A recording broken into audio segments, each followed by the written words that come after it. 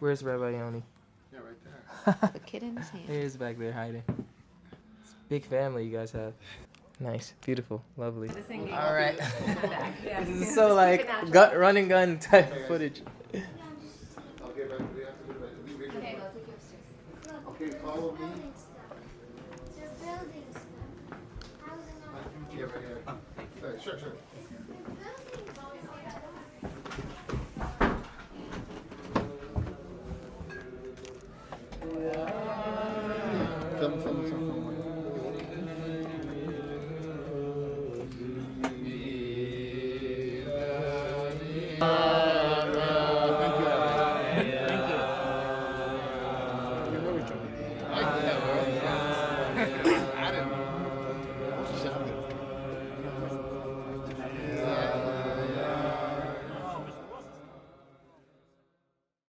Film.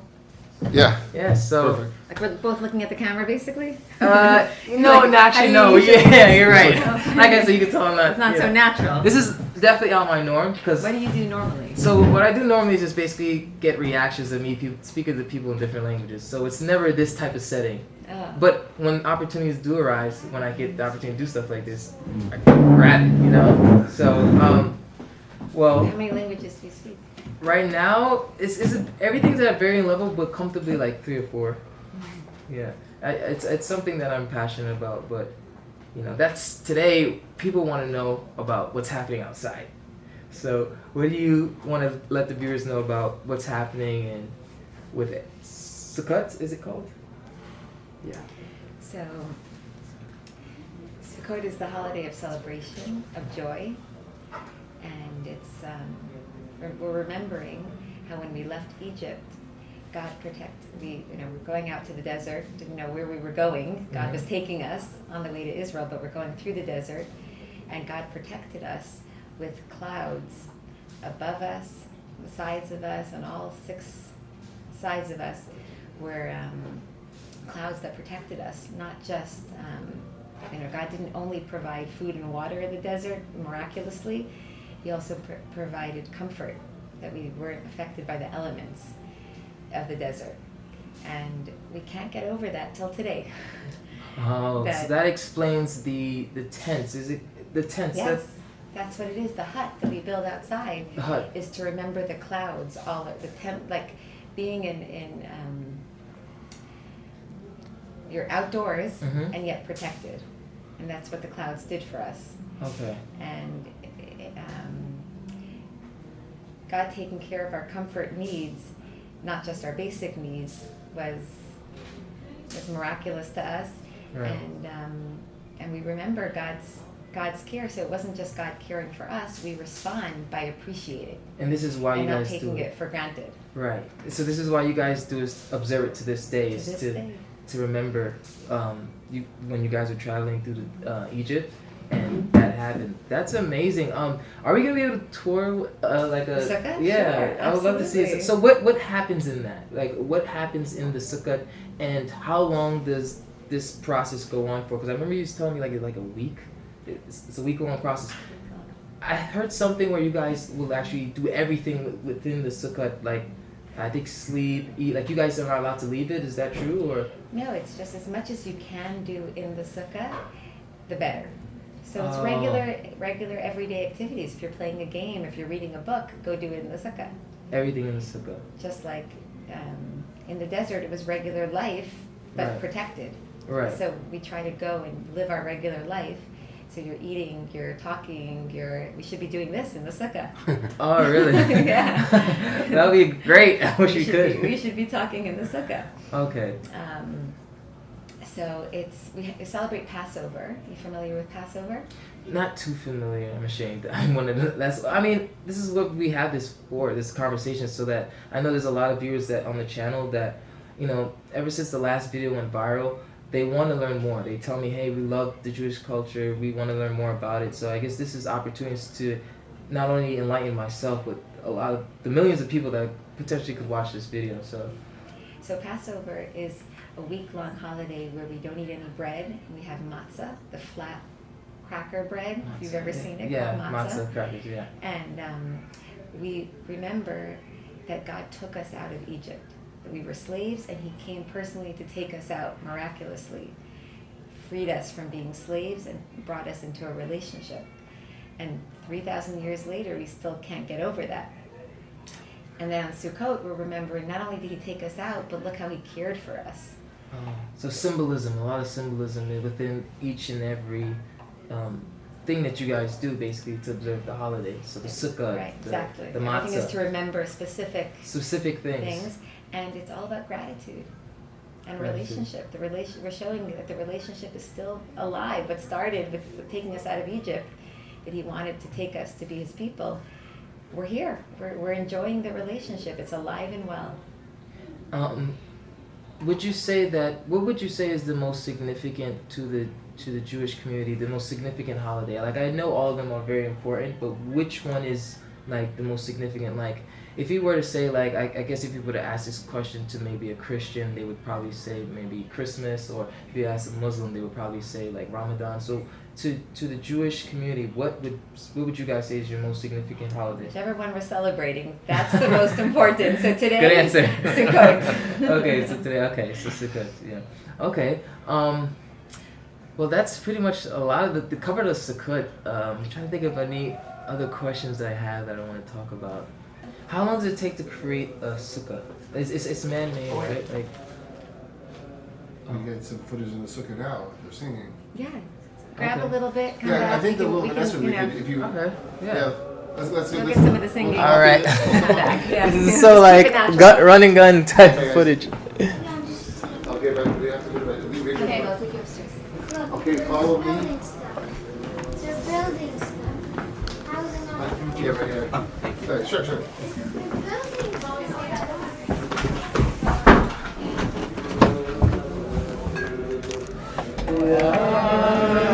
Film.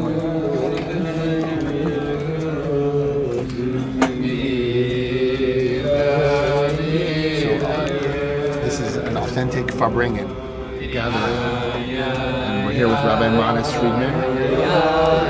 It's a very meditative song in order to put us in the frame of mind of what the holiday is all about. And we're going to sneak in and we're going to be able to hear a few words from the rabbi, more along the lines of what my wife was speaking about, the significance of Sukkot. And you're actually in a sukkah. Look at this. Oh. The bamboo, the walls. I like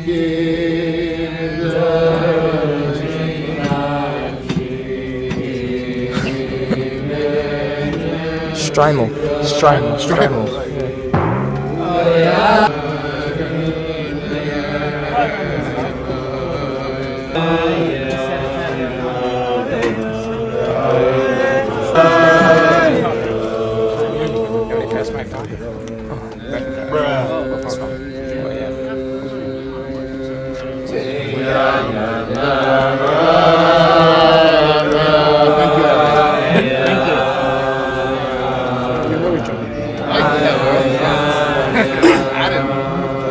Hey guys, so I'm currently editing this video, and I just wanted to say, man, that this part of the video did get me a bit emotional, and that's because it's just you can genuinely sense in that moment. You can genuinely sense the spirit of that holiday. That's a cut, like just the way. Like one of the things many of you may notice, some of you may notice, some of you might not notice, but I'm actually a musician as well. I'm a singer, and it was just something about the way the rabbis were all together in that sukkot, and they were harmonizing and singing. I don't have no idea what they're saying, but it did stir something in me, and it was very emotional. And I just wanted to put this in the video because it was a genuine moment, and I just really I hope some of you guys experience that as well. And the beautiful thing about music, I don't have to understand. It's a feeling, it's an emotion, it's an energy. So the energy in that sukkot when they were singing together in that Farbrengen, it was very, very like emotional. As I'm listening, I was like, wow, the harmonizations was beautiful. And the language, music, these are the only tools or mediums I've come across, and food, but I mean, language and music by far have stir the most strongest emotion in people. And I don't know why I felt the need to tell you guys that, but I just wanted to share that with you guys. All right, let's get back to the video.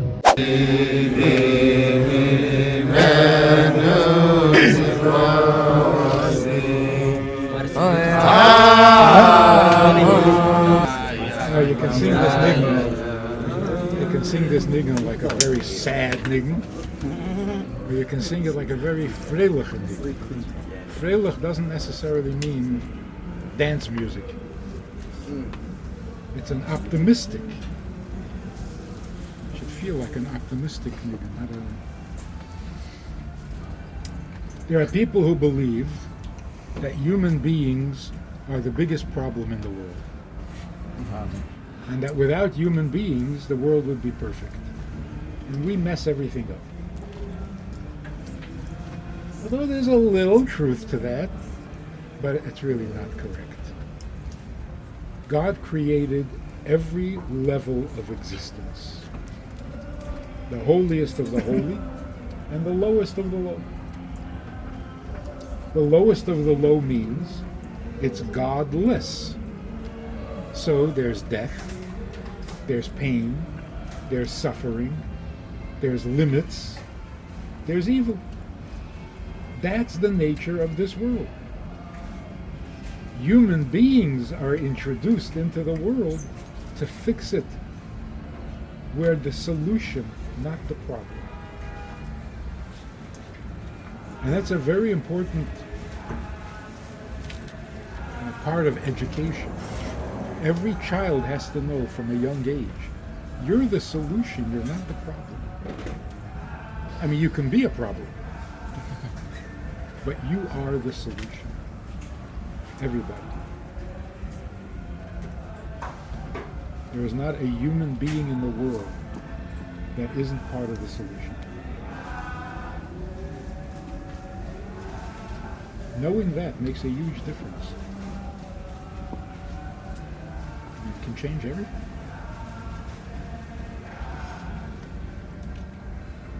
So, in the world today, because we're so close to Mashiach, there are certain things that people are becoming aware of that we never thought of before. And it's almost happening like grassroots, it's organically developing. Like, I didn't ask to be born. Why all of a sudden everybody's complaining that they didn't ask to be born?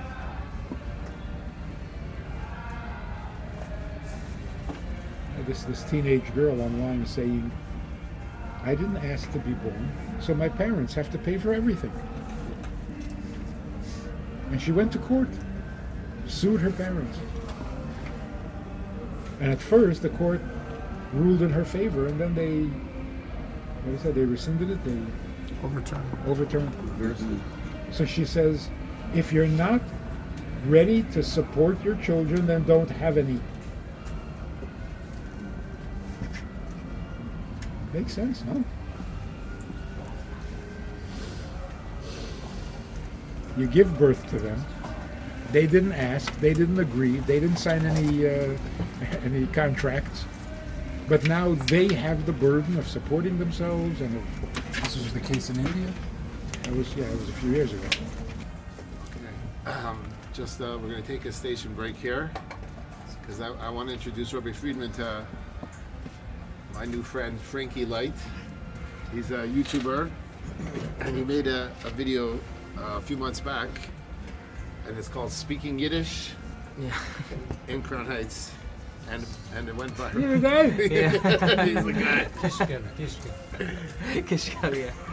What was his name? The rabbi that I asked that. It was such Nachman embarrassing. Shapiro? Yeah, Nachman Shapiro. Rabbi Nachman Shapiro.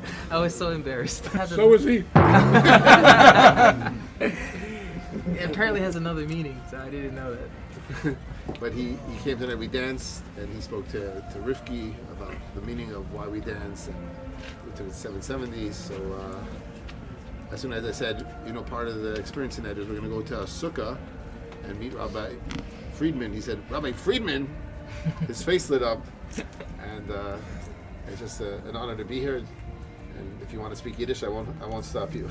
Well, it's been a while. I gotta brush up. He focuses on language for his viewers, the different terms that they use. So he's been fascinated by Farbrengen and by Sukkah and Lulav and all that. You speak Yiddish like an American. They ask you how you are, you just have to say that you're fine when you're not really fine, but you just can't. What could you say? Shalom Aleichem.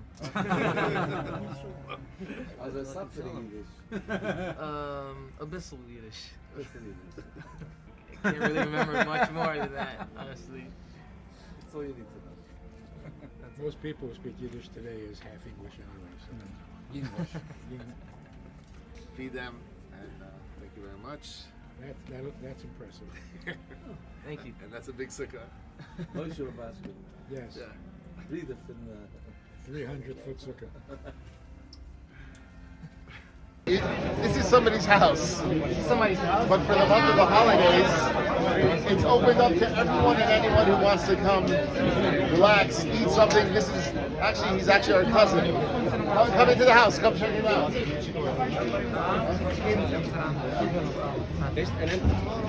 Cigarette was for shit to get out of my pocket.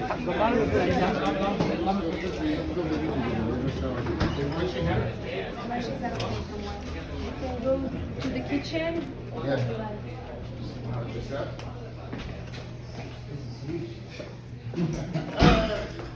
It's huge. It's a mansion. A well used. Wow, it's actually. So look, this is somebody's house. Obviously, it's a big, nice house, but he opens it up for all the guests that come from overseas. You know, that don't necessarily have a place to eat, and there's people that sleep here, and just look at the amount of Cheerios that they have. Wow, this is like a industrial kitchen. Did they see? Second. There we go. I'm in. All right, guys. So now we are in apparently the neighborhood's biggest sukkah. Yeah, this is President between Kingston and Brooklyn, and it's amazing what happens here in this sukkah, which happens to be the neighborhood's largest, over 300 feet. There's guests that come from all around the world, from Israel, from France, from Argentina. Where are they going to eat? Where are they going to feel at home? It all happens right here in the Rubashkin Sukkah. Let's go. This thing is huge.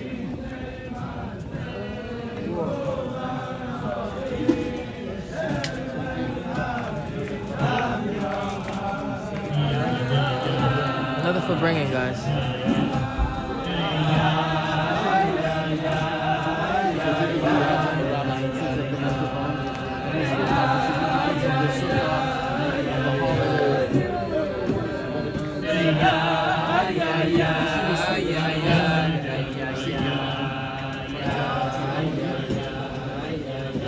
This is incredible. We'll get some footage of the house. Yeah, it smells great in here, guys. Yeah, wait till you see the Good eating. Okay, so Frankie, I hope you had a good time. Oh man, it's been a great time today, man. We did so much. Man, guys, make sure you guys follow Rabbi Yoni's channel. He has a lot of stuff. I'll let you take it away and let them know where they can find you. Yeah, Rabbi Yoni Katz. You can find it on YouTube, and the idea is that we're open and welcoming to everyone and anyone who wants to come see behind the scenes in Hasidic Brooklyn. You're welcome to the synagogue, you're welcomed into the house like we went before. And the goal is, as I said before, not to do our own individual thing to try to get to heaven and try to get some reward, but to bring heaven down to earth. Everyone together, all human beings, striving towards the same goal. Look, this guy just found the channel. God bless you, Frankie. Thanks for coming out on such short notice. Thank you, brother. All right, Happy man. Sukkot. Happy Sukkot. How do you say that in Hebrew or Yiddish? We say Chag Sameach, which means happy holidays, or Good Yom Tov. And that's in Yiddish. Good Yom Tov means have a joyous holiday. Okay, let's just say the greeting. Let's all say the greeting on the count of three. Of what would you say? Good Yom Tov. Good Yom Tov. Okay, what do I say? Or Good Mayid. Good Mayid, because now we're like in between days. It's not the holiday. So all together, zusammen. 1, 2, 3. Good Mayid. All right. Find him on YouTube and his Yiddish videos with Nachman Shapiro. Mandy, you heard that? He's one. Okay. All right. Thank you. All right, thank you. Let's go.